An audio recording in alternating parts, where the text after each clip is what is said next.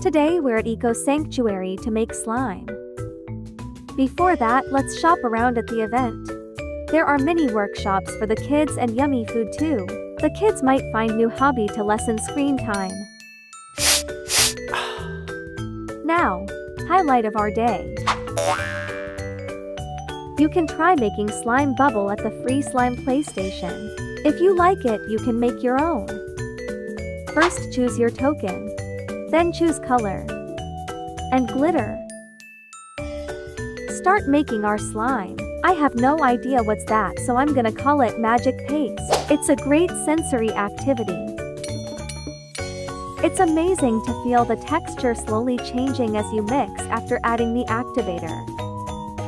Woo!